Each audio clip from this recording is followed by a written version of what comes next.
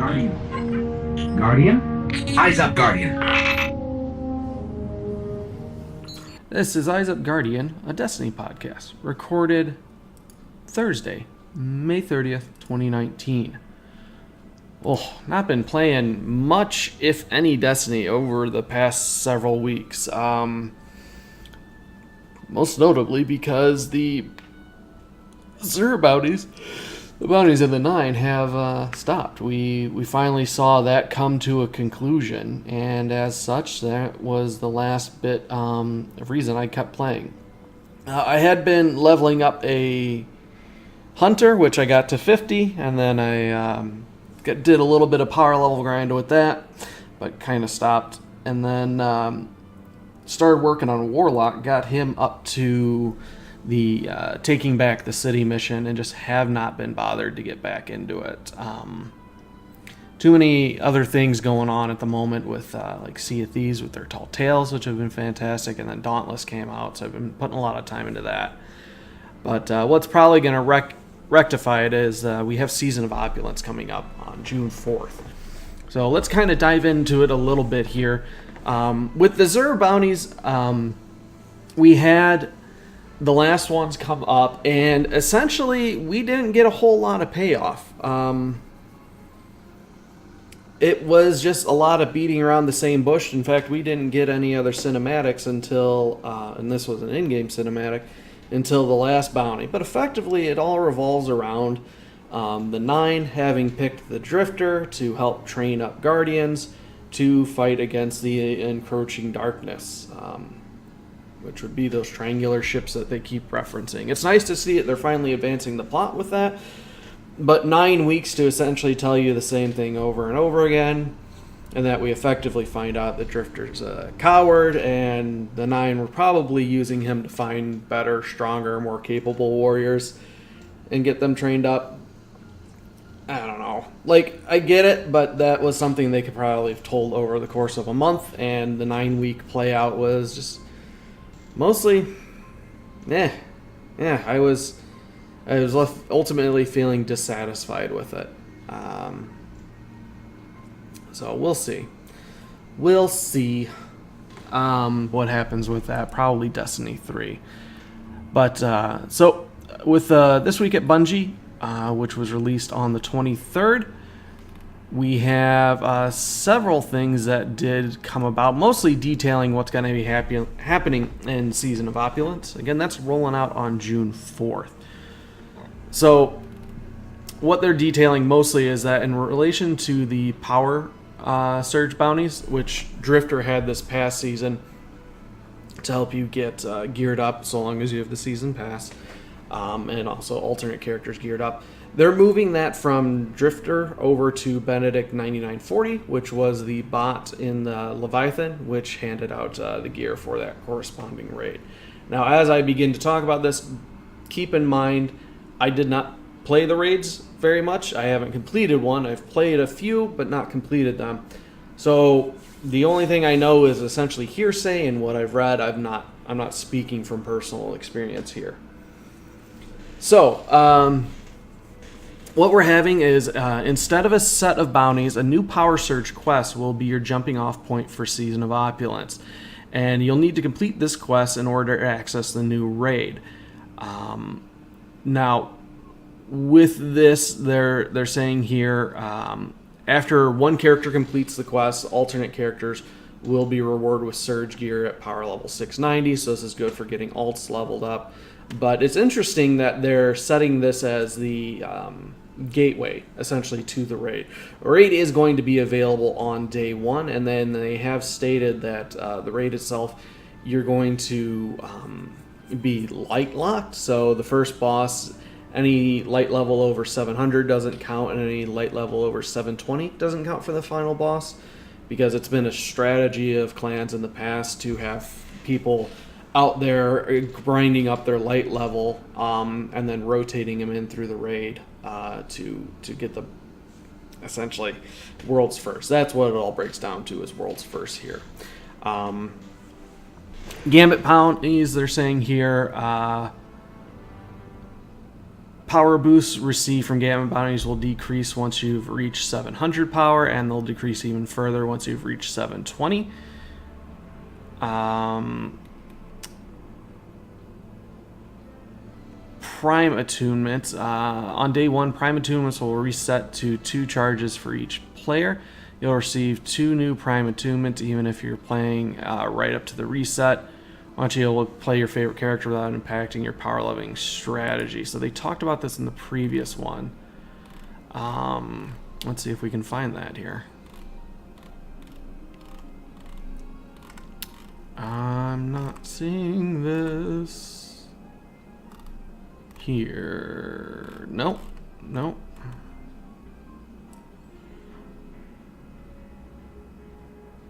Well, first, sorry.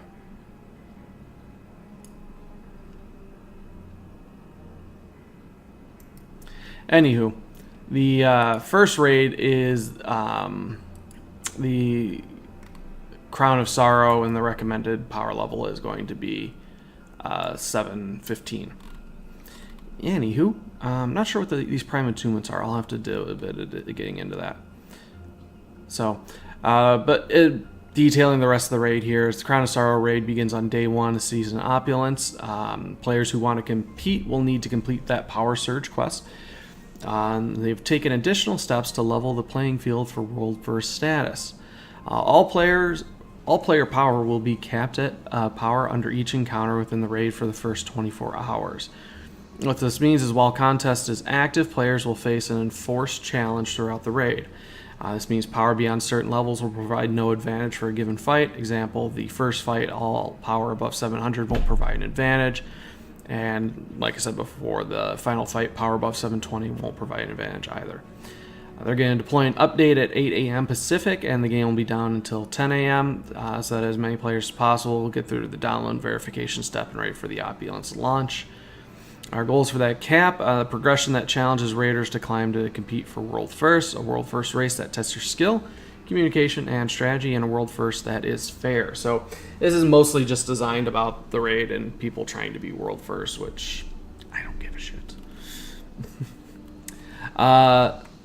It's interesting, though, because a lot of people do really, really want to get that. I don't know. I've never been one for raiding, let alone competitive raiding. So what we're also seeing, though, is some updates to the Eververse store.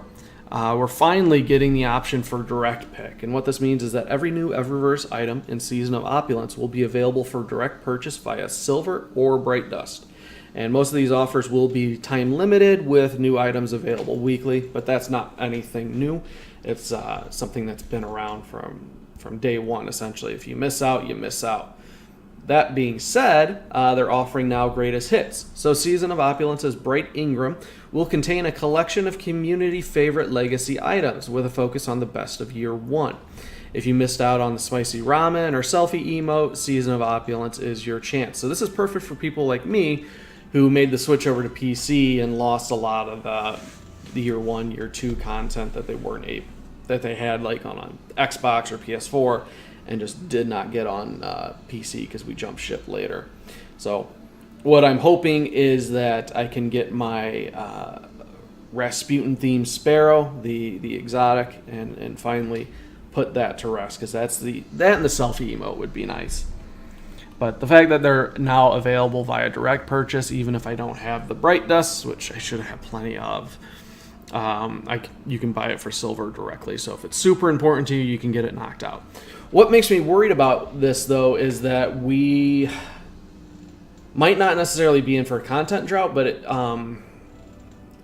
they're definitely, I think, based on this, planning on wrapping up Destiny 2 sooner rather than later. Just because they did something similar with Destiny 1 with the Age of Triumph, where it was essentially a callback to a lot of the greatest hits of Destiny 1. Or maybe they're just finally listening to people complaining that, hey, I missed out on this. I want to get it. I want a chance to get it again. Either way, it's good to see that this is coming back. But some additional details. Armor. Full armor sets will be made available as a single per-class bundle, as opposed to being offered via only Bright Ingrams. And individual armor pieces can also be purchased for Bright Dust whenever they appear in the storefront. So that's the way it used to be, but it'll be nice that we can just buy it all in one thing instead of waiting week after week to grab all the armor. These new armor pieces, though, they feature fixed perk rolls that are not randomized across duplicates, which, thank fucking Christ, they finally put this in. That was my biggest gripe with the Eververse gear. Is one, it drops at power level 10, so you have the terrible infusion economy with enhancement cores that you have to be concerned about. And then two, you always have to vault it if you want to hold on to it because you can't pull it from collections. And if you can't pull from collections, it's not like something you can obtain again easily. Because once it's out of Eververse, you're not getting it again. They've also redesigned the UI. Specific items are now featured on the front page and will be cycled with each weekly reset. Most offers will be time limited to make way for rotating inventory, with some coming back into rotation at a later date, which we've seen before. Usually like the big hit items that pop up during 1 week, they'll come back like the last week of the season and be available. Players can access this new interface by visiting test. We know how to do that. But one thing they are adding here is wrapped items and refunds. So individual items purchased for silver will now go to the relevant character inventory location in a wrapped state. Example, a sparrow purchased directly for silver will arrive wrapped in the sparrow inventory. To use the item, it must be opened, just like a bundle. Once open, the item functions and can be accessed normally. If you wish to refund an item, you will have 7 days from purchase to do so. Items that have been opened cannot be refunded. So if you have any sense of like buyer's remorse, like, oh, I didn't want to, spend the money on that, or hey, there's this cooler thing here that just popped up, you can refund the item you had previously so long as you have not opened it up. So, I mean, it's a half step in my opinion, but something's better than nothing here.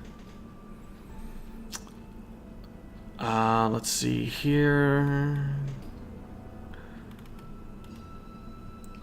That's going to kind of detail it for that week at Bungie. Let's see what we have, because they did also show off. We got the trailer for Season of Opulence, which was showing a lot of hive-like activity going on the Leviathan.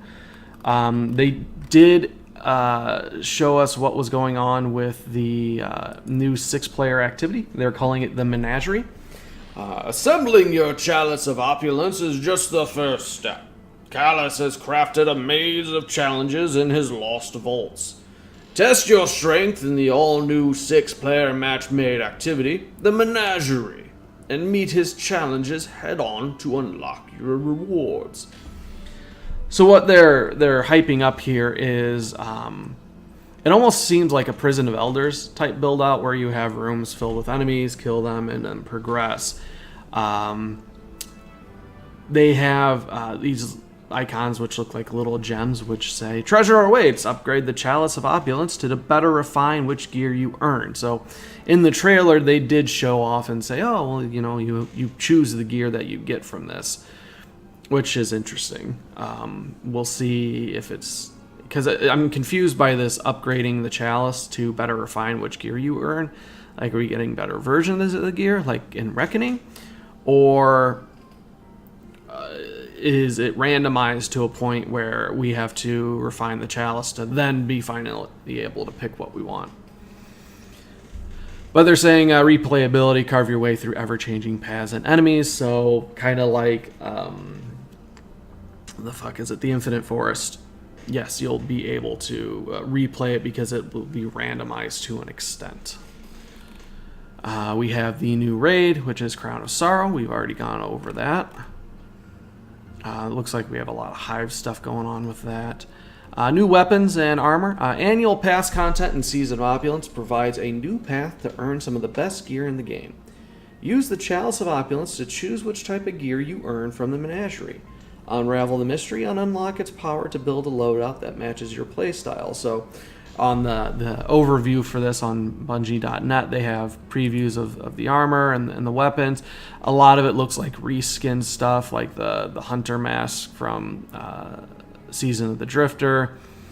One looks like the old Warlock's sword. The other weapon looks like either Sturm or Drang, whichever one looked kind of like the Luger. But they're all decked out with kind of a Callus-esque theme, lots of black and gold and purple. Like, it looks nice. I won't fault them that. That Titan mark looks really, really cool, and I kind of want it real bad.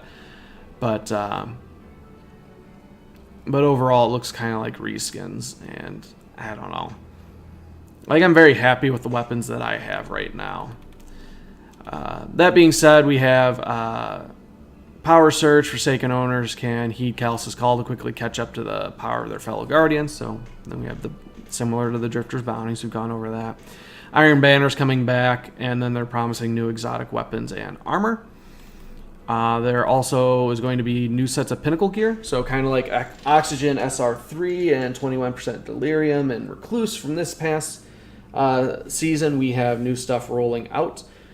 So all of your ranks are going to be reset in Crucible, Gambit, and Vanguard. We have, for Crucible, the Revoker. It looks like a sniper rifle or a fusion rifle. I'm leaning towards sniper, though. Saying missed shots are returned to the magazine after a short duration, which is really cool. For the Vanguard, we have the Wendigo GL3. Orbs of Light increase blast radius and damage. Looks like a grenade launcher. And then we have a bow for Gambit, which is named Hush. Hip-fired precision shots give a massive draw speed bonus. Revoker looks awesome. I'm hoping they don't tie it behind competitive, because that's one thing I wouldn't mind playing Crucible for.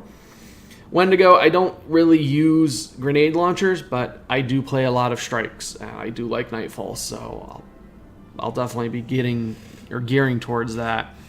And then Hush, honestly, the perk for hip-fired precision shots giving draw speed bonus, I don't know, is it going to be like a rapid-fire bow? And how accurate are you actually going to be able to work with on the bow? Like, I know with my own, I will sometimes not aim down sights, and I'm able to get precision shots, but the perks on it with that I'm using with Dragonfly and Exploding Arrowhead kind of offset it. So, I don't know, like, I ran a lot of Gambit this past season. I'm not necessarily excited to go back into it, but this bow has me intrigued. Beyond that, then, they also have the Solstice of Heroes, which is rolling out again. So we're going to have Year 2 Solstice armor available. They're saying that you want to create elemental orbs by matching your elemental damage to the daily element. Collect 30 orbs to gain the empowerment buff. And harness the power of the elements to optimize your pursuit of glory and loot while Moments of Triumph is still active. So I didn't play the first Solstice of Heroes, mostly because I was at that time planning on switching to PC, so I didn't really want to waste a lot of time on Xbox any longer. But now that that switch has been made, we'll be diving into it. Beyond that, then, it's just an advertisement for the Forsaken Annual Pass. But if we scroll down to the bottom of the page, there is a picture of a hand cannon with very ornate, leafy handle and barrel, but there are these golden thorns that are popping out from underneath of it.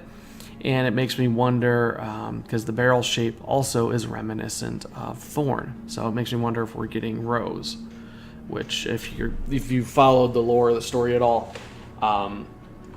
before Dredgen Yor became Dredgen Yor, he was a Titan named Razzler who went to the Hellmouth on the moon, and he wielded a hand cannon called Rose, which after delving into the Hive territory on the moon, he affixed their pieces of armor to the hand cannon, and then the Rose became Thorn, which became a light killer. So it's a gorgeous looking render. Like, I want it. I don't know that I necessarily need another exotic hand cannon, but I'll be damned if that ain't a pretty looking gun. So I'm excited about that. And then, yeah, that's kind of wrap it up. Like I said, I'm mostly waiting for the 4th to delve back into it. So that's going to be next Tuesday. So we'll probably do the show later next week once I've had a chance to play some of the content, and we'll do first impressions and all that. So that's going to wrap it up. If you have your own thoughts on, I guess, Destiny in general, or theories about what's coming out next, or you want to talk about the Xur bounties, drop an email to theunwashedasses@gmail.com. Again, that's theunwashedasses@gmail.com. Just put Destiny in the subject line, and that's going to wrap this one up. We'll talk to you next week.